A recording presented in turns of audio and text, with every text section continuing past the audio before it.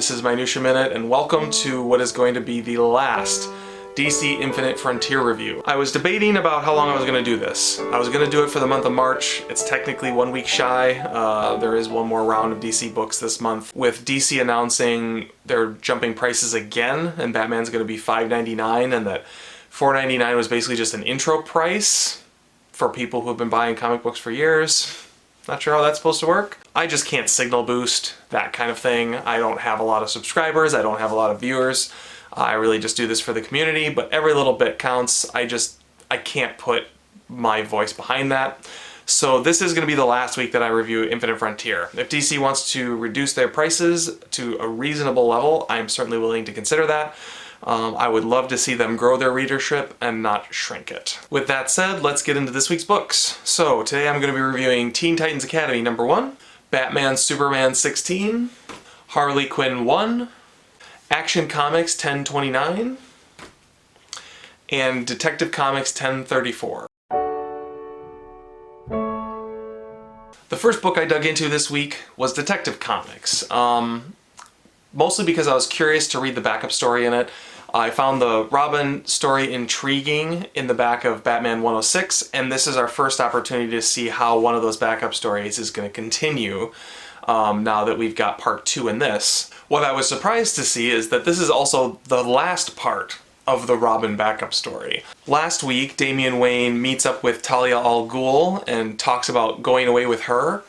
At the end of this, he decides not to go away with her, but to enter into what's basically the DC Comics equivalent of Mortal Kombat, which is going to be interesting to see, but we're going to be reading about that in the Robin ongoing series, which means that the extra $1 you're paying to get a backup story, at the end of the day, was just an advertisement for another ongoing series, and not actually its own backup story. I found that to be really off-putting, to be honest, and that was just after hearing the news that they were raising prices again. And I have to admit that the 1-2 punch of finding out DC was raising prices and finding out that the extra $1 you're paying is for basically just expanded advertising really set my mood in the wrong way to read this week's books. And I did actually have to go back and reread some stuff just to give it a fair shake once I'd kind of cooled off. As for the main story in this book, I did enjoy it quite a bit. The main focus of this book is really investing time in Bruce Wayne living downtown, how he's going to address not having a traditional Batcave anymore, and just really expanding and world building on the new status quo for Bruce Wayne. And I had a lot of fun watching Bruce Wayne going into the sewers and finding all these new places where he was going to keep bat equipment and all the minutia of how he's going to get that job done. Although in the back of my mind, I'll admit, I was definitely wondering what happened to all of the little stashes that he had hidden around the city already. All said, it was a fun read and had good art by Dan Mora. Robin was not the only story we got a continuation on this week. We also got Action Comics, which continues the story that started in Superman. While I really found myself enjoying the Superman book that came out a couple weeks ago, unfortunately with Action Comics, it was a real slog. And the reality is this is basically just the Superman story again, now in Action Comics. Very little progression in this. Basically everything I said in the Superman book you could copy and paste into this and it would be the same review. So I, in reality, don't have a lot to say about this book. If you like that and you want exactly the same thing again, pick up Action Comics. Otherwise, you could probably skip this. I almost wonder if they're trying to make it so that you can just read the Superman books and just read the Action Comic books, even though the stories are intended to be crossing over. Only time will tell. Action Comics also has a backup story with Midnighter from the Wildstorm universe. I really liked what they did with Grifter in Batman earlier. It's been interesting seeing how they're injecting the Wildstorm universe into this new Infinite Frontier line, which is to say that they're really just popping up kind of all over the place. I did kind of enjoy the premise of this backup story. Midnighter has an artificial intelligence in the back of his head that is arguing with him. If you've ever seen the movie Upgrade, it kind of has vibes of that. The thing that was really hard for me to digest was the artwork. The artwork in this is by Michael Emming, which, people love his work on other books. I just am not entirely convinced that it fits Midnighter. But that said, I'm not entirely sure that I just am not, used to the more typical Wildstorm, Jim Lee, Brian Hitch style. I honestly just am not sure. Another book where I just wasn't quite sold on the art was Harley Quinn #1. Art in this is by Riley Rossimo, who I've seen in other work and I've liked it.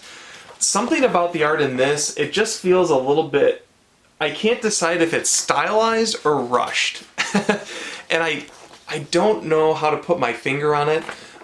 It's not that it's bad, and I get the style that he's going for.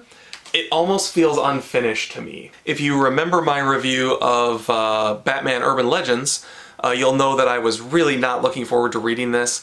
Even though the art was a little bit off, I actually found myself enjoying this book a lot. I thought that Stephanie Phillips' writing in this was actually pretty on point. Moving forward, they're definitely going to be leaning into Harley Quinn as a member of the Bat family, as opposed to a member of the Bat villains. I'm not entirely sure that's what people want. I think it worked well in Joker War and in the context of certain Batman stories, but having an ongoing series where that's really going to be the premise, jury's out for me.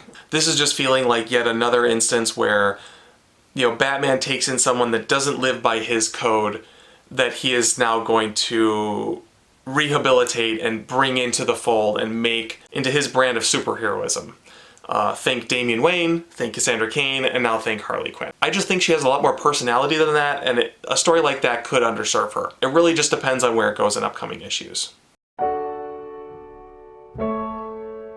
The next book that I read this week ended up being the controversial book of the week, which is Batman Superman. And I was trying to decide if I was going to address the controversy or not. I almost never do. In this book, Superman is referred to as someone who represents truth, tolerance, and justice. Obviously, historically, Superman represents truth, justice, and the American way. And so I think, understandably, people are upset. Because at the end of the day, if there's one thing I know about Superman, it's that he does not represent tolerance. Now, in all seriousness, guys, if you're upset about this, I genuinely empathize with you. Like, you want Superman to represent truth, justice, and the American way, because the American way should be more than like a cynical view of what America is like, right?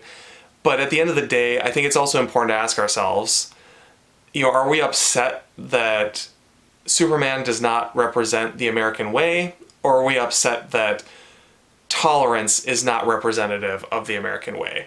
And if the latter is true, and I think that it is, it's really important to look at yourself in the mirror and understand that you're upset about a book that's going to be read by literally 0.1% of the population of the United States.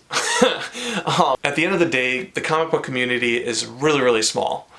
And within that community, the number of people that Batman Superman 16 is going to be relevant to is an even smaller microcosm.